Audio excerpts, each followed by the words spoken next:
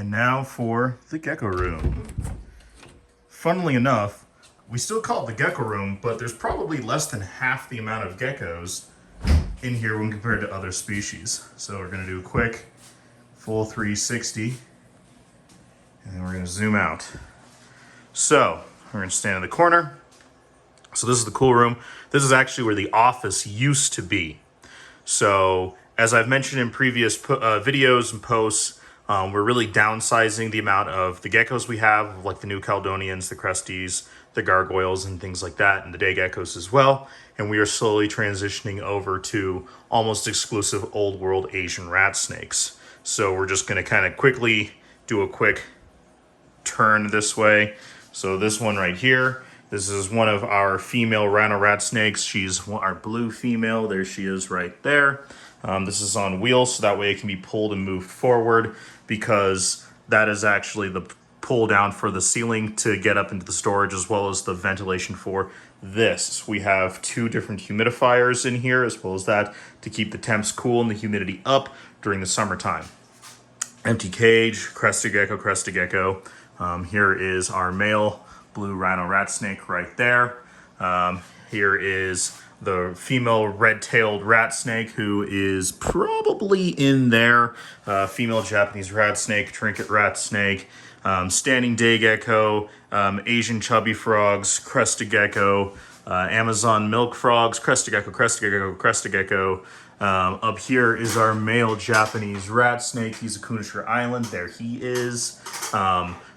This is a currently empty cage because these 2 cages were built by a local builder. He was trying to make a business for himself, and unfortunately built with, really in all honesty, sub-quality products.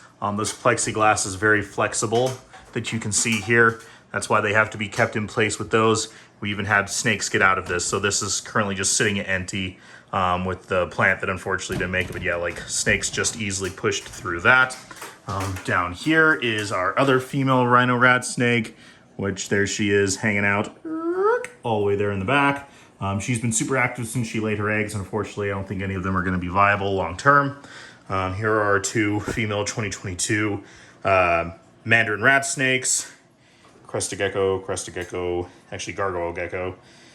Those are green tree frogs that I got solely for the purpose of scenting pinkies for rhino rat snakes and other hard-to-feed Elafe and Old World rat snakes.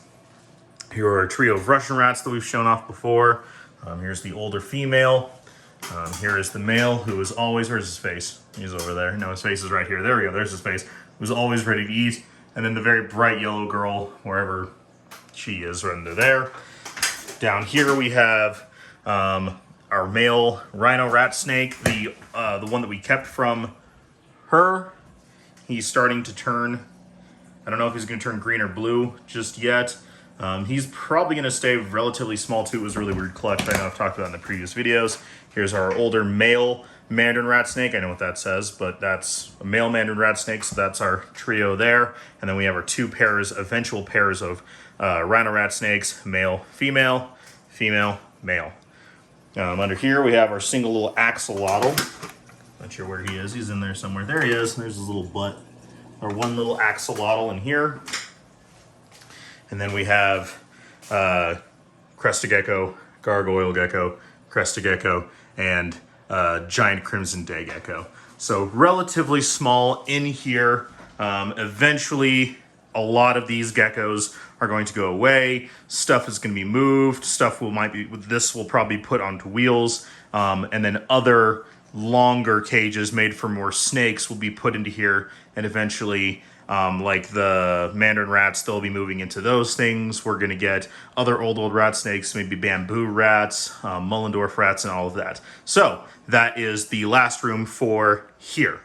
All right, so that is where most of the magic happens. However, full ranch tour, like I said. So let's go check out the tortoises. One of the cool things about being out here is that even though it doesn't get super hot, we're pretty close to the sun. So on the nicer days, the tortoises can be out all the time. So this is the little tortoise fence that we put out. theoretically it's to keep the tortoises inside of this little area, and it goes around and goes out towards the back.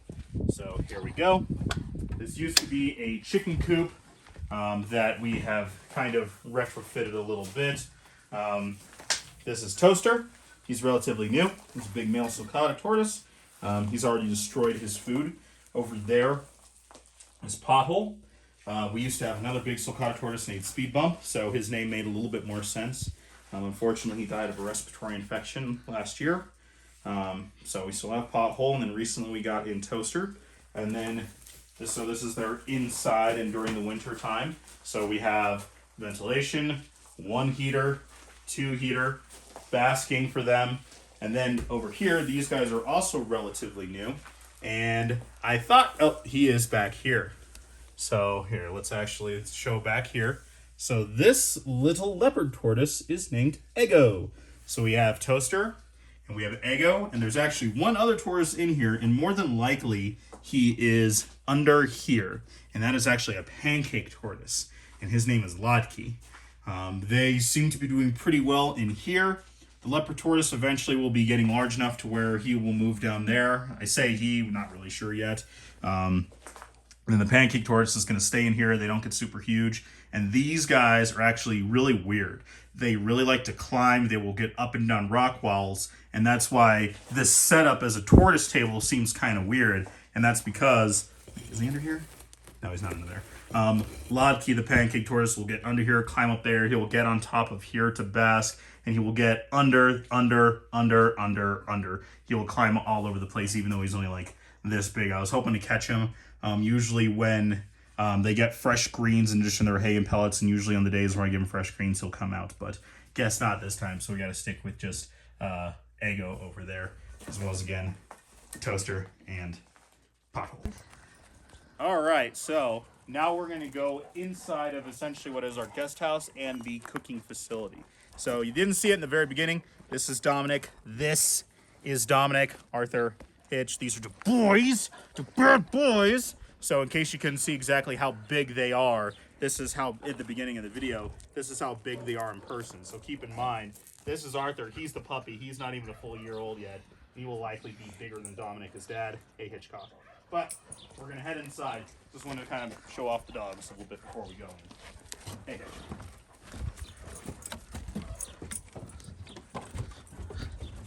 So this makes it really well, so when you need to take a break from the baking and cooking, we can just kind of come out here. Kennels for the dogs when they eat. That's really about the only reason why we have these kennels.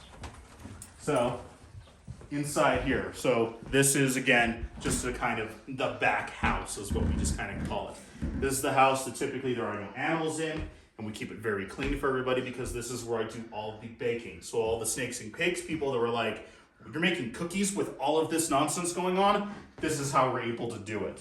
So we have, essentially it's just a regular kitchen, but we have a lot of extra stuff here. So this is where like all the specialty flours and all that other stuff for the gluten-free stuff. And so this is like speed rack where we do all of the drying. And so this is basically just the little kitchen for where I do all the cakes and snakes and cake stuff. However, once we go out through that back door, that will take us out back to the landing area where all of the goats, ducks, and turkeys are. So let's go take a look at these guys out here.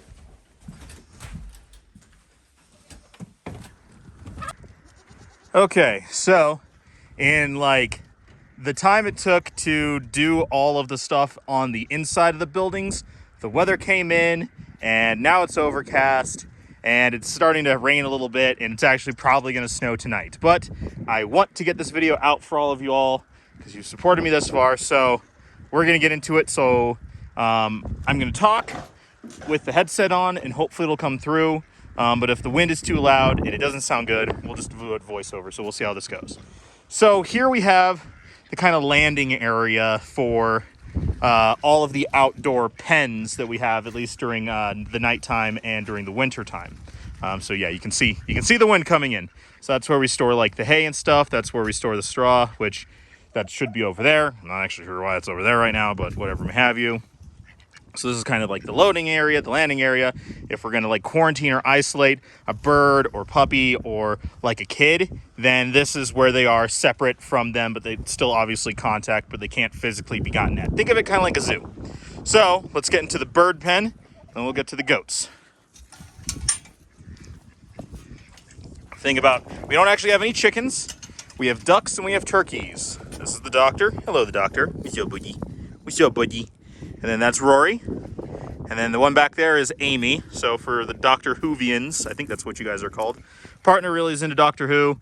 I've watched a few off and on, so I get a lot of the references. So this whole big area is all of the bird pen. So all of this is just for the birds. We have a couple different breeds.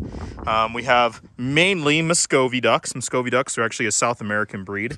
They're the only ducks that we have that are domesticated that don't hail from the mallard. All of the other different ducks, they're all mallard derivatives.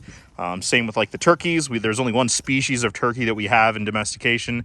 They're all just breeds from that one species. So these guys are just kind of like a mix. Hey, the doctor. What's up, buddy? Hey, Amy. Hi, Amy. The little Muscovy ducks. Then we have, they're just mix farm ducks, where they're like a mix of runner and a mix of crested and a mix of cayuga. So you can see the upright ones. Those are more of the runner influence. That one probably has some Swedish in them. And the cayugas, and that's probably a cayuga Peking mix. Water is absolutely disgusting. Like, what are you doing back there? Like, we changed the water twice today. So, and that's just what they do. During the summertime, we'll actually set up a second, like one of those big playground tubs over here. And then that's where they'll have for the summer as well. So then they have lots of hides for them to get out there, there. Ducks don't lay nearly as often as chickens, but I think their eggs are a little bit better. So yeah, here are all of the ducks, all that really cool, fun stuff. Oh, hey, let's just show this off a little bit. You may also have noticed, so there we go. There's some of the mountains. That's my backyard. That's always fun, right? Maybe here, let's see. There we go. How's that? That's looking a little bit better. Probably cut that. There we go. This is my backyard. Pretty cool, right? So you may have noticed as we were walking along all of this bird netting for the top here. And there's a good reason why we have that over this whole area. And that is because we have an enormous density of hawks in this area. And not just hawks, we have red tails, we have swansons, we have hybrids, we also have bald eagles and golden eagles in this entire area. And they're very, very densely populated there. We see them all the time. In addition, we also have a lot of loose dogs in the area. We have a lot of coyotes, we have a lot of foxes. Mountain lions have been seen close in the closest town that we're in multiple times, especially since COVID, even since this year. We have lynx a little bit further up, closer to the mountains, to the North Mountains over there. There's black bears, so we have a fairly high predator load, just not right where we are. Here, it's mainly birds of prey, so hence the netting, foxes and loose dogs. There are a lot of coyotes. You can hear them a lot, especially this time of year, but nothing really comes onto our property because of those guys. Speaking of those guys, let's move on to the goats. So originally how we set this up was, originally, where the birds were over there and the goats were in this pen. But we're getting more and more ducks. We needed an area to have the puppies and the dogs in with the goats 24/7, especially when they're penned in at night and during the winter. So essentially what we did is we put bird netting over the top of the bird area, moved all the birds over there, and then the goats, we essentially just put up a new fence line in our yard, and that's where the goats now live, and they're penned during the winter and at night. During the summer and during the day, we just walk them right through here, through the bird pen, and then they go out into the pasture with one or two of the livestock guarding dogs. This year we're working on trying to do a little bit more of an actual vegetable garden and fruit garden. We have trees growing and stuff.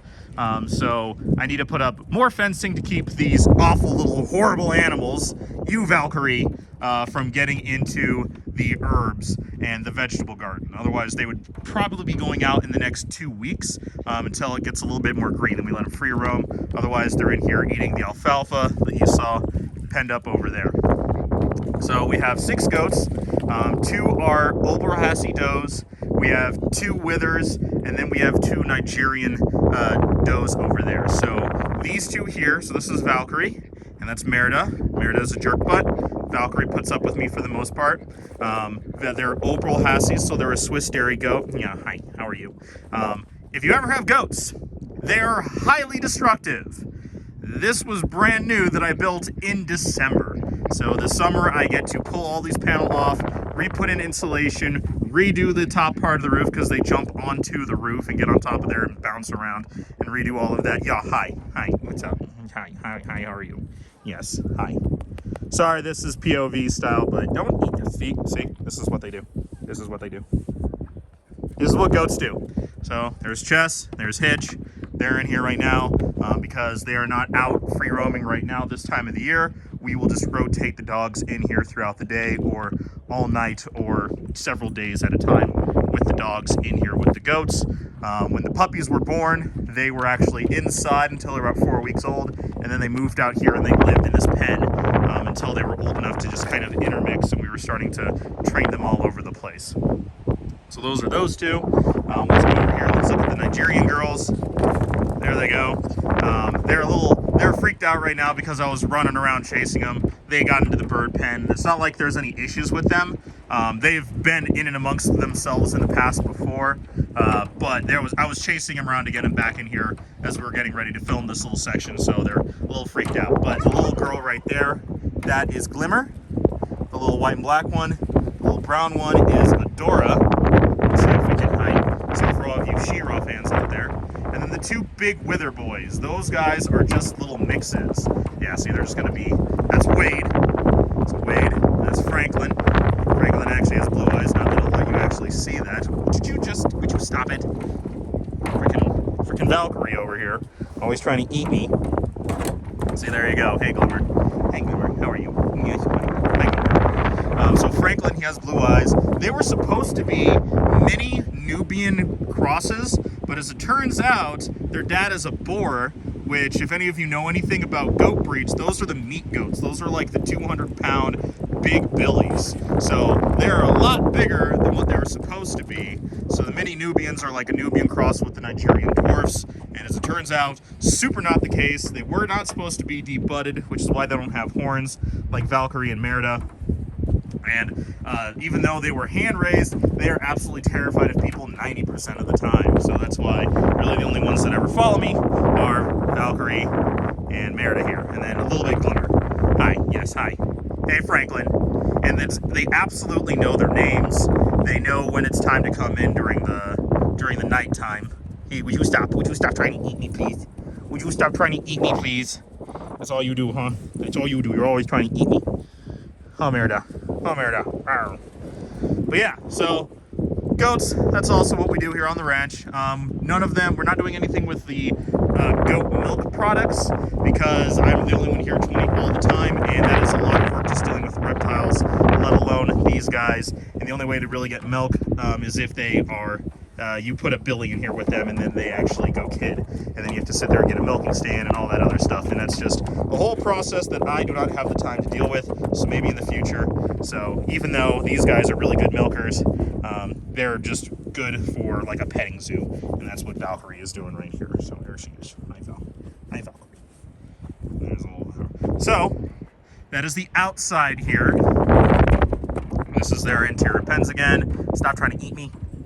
Chess and Hitch. The other one's over there. So all of that is during the summertime. And now let's go cut over to the pond. Okay.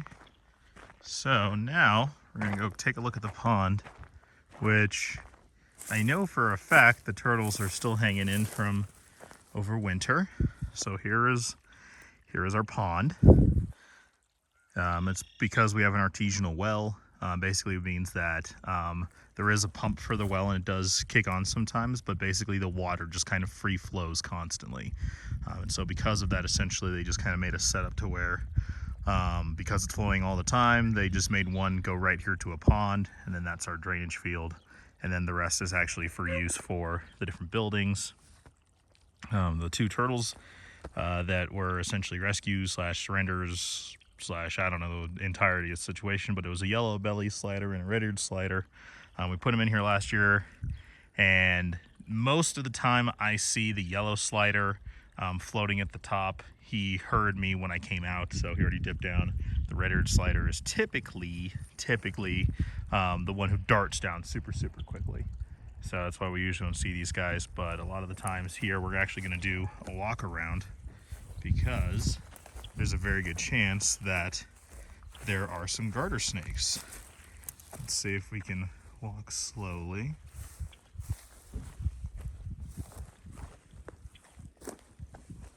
This way.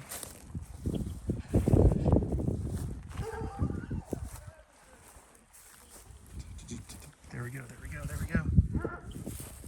Do you see it right there? Just went into the water. That's one of them. Right there, you can see his tail. Right. Here we go, garter snake. Herping in the wild. Little garter snake. There he is. Little garter snake. These guys eat the minnows, the little tilapia, and the goldfish that are in the pond. And usually, that's the smaller one. There's usually a bigger one over here too.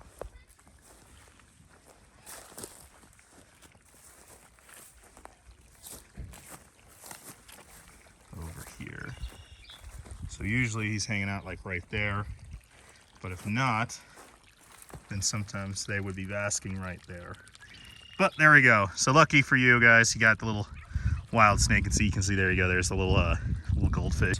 And we actually get reed frogs and woodhouse toads.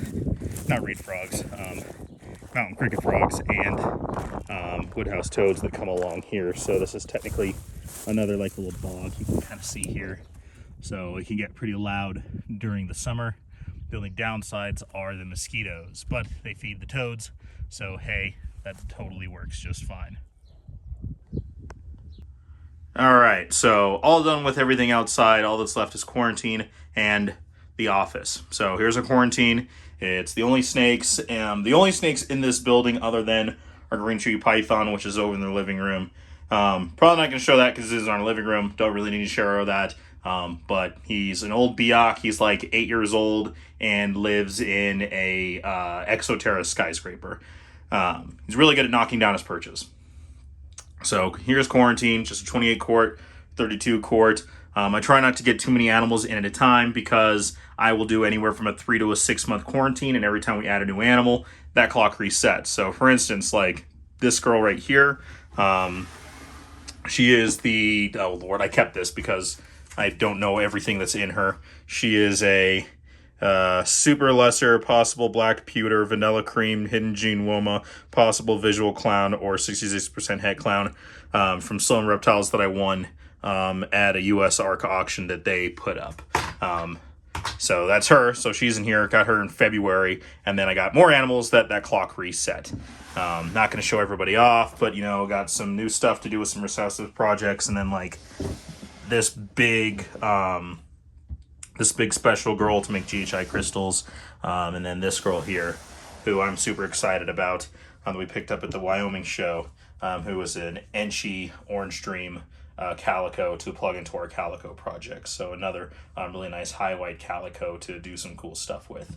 Even though I sat there and I said that I don't want to do any more ball pythons, opportunity just arose that if you're a Patreon member, number one, thank you so much. Number two, that was the Patreon exclusive snake story time that I told, explaining about the fun adventures of getting some new snakes in here. So that's what some of these guys are here. So in another 2 months, actually not 2 months because it's almost May. So at the end of May, they will be moving out to the main snake building. So that way they'll have all summer to get essentially acclimated in there. And then once the natural night drops happen, we'll start pairing off again. So now that this concludes the quarantine area, let's go check out the office. So this is where we're going to conclude. So this is where all of the magic happens. This is the background that you see in a lot of the single podcasts and the snake story times that you see me doing in here. So remember I talked about partner loves all of her plants? Well, this had no plants in it when I just redid the floor in here. And we moved this in here and we just redid all of this because the office was actually an entirely different room. I put in this plant bar here, so there were no plants in here like a month and a half ago. And but I digress. So this is it's our shared office. So this is where she does all of the bookkeeping for her business, for my business, as well as for the different, like the pride group that she is a part of, and involved in a bunch of these other stuff. So that's what this is, as well as I get to show off a bunch of this really cool, fun artwork. So that's my taxidermy elk, DFW Reptarium, when we visited them in Dallas. Cool local artist, pairings, and I'll put up availabilities and stuff like that. Lots and lots of really cool artwork, all that really fun, really cool stuff there. Steve Irwin Funko Pops. This is our lychee gecko that passed away 2 years ago. And we had someone actually, the terrarium, did a reconstruction of her. And that's where she is. All of these stuff. This is the collection of books right here that I have. So if anyone thinks that I don't do a lot of research for the videos, there's quite a few in here. And actually there are some on loan, and a couple that are also out, like over in the living room that I'm working on to do a new video. And also to kind of give a hint about that, it's a little bit more of a refined version of that. So just as an idea for what will be coming relatively soon. And then propagating some seeds and stuff that'll be going outside. And then last but not least, these are the fish tanks. And so for a lot of people, if you don't know, because there's a lot more of you now than there used to be, still relatively small for YouTube. I used to be really, really, really into fish before we ever got into reptiles. So even back when I was still in like junior high and high school. This fish tank has followed me for quite some time. These are just two little baby Oscars, and there's some Pictus cats that are freaking out in there right now. And then eventually this will just be the Oscars. I wanted to do silver dollars, but honestly this is too small to do that. And then this tank, which I need to actually will get set up and running again. This is where I will quarantine guppies and killifish to use as feeders for like the baby rhino rats and other problem feeders, because you don't want to just go straight from fish store into them. You want to have your prey go through a quarantine process too. So that is everything. That is the full tour. So hopefully you all enjoyed that. And now this is where we're actually going to put an end to it, because as soon as I'm done recording, I'm going to sit down and I'm going to record a snake story time for tomorrow's video, at least at the time of recording. This is going to take quite a bit of time to edit. So hopefully you enjoyed this tour. Thank you all so much for hitting that 5,000 subscriber mark. The next goal is the 10,000 subs, and that's where we'll do an actual animal giveaway, where if you are not a local to Colorado, we will be shipping that out, and I will figure out a good way for everyone to put their names in and submit to that, and we'll do like a little like prize wheel lottery thing, and we'll figure it out. That way we can have it choose exactly who we'll be able to take to win a prize home once we hit that 10,000 subscriber mark. So share with all of your friends. Thank you all so much. If you have any questions, comments, concerns about any of the stuff that you saw in today's video, please let me know down in the comments, email me, all of that jazz. Again, thank you all so much. Sorry it took me so long to put this out, but hopefully you enjoyed it. Hopefully everyone's having a great day, and we will check you next time. Everybody is moving.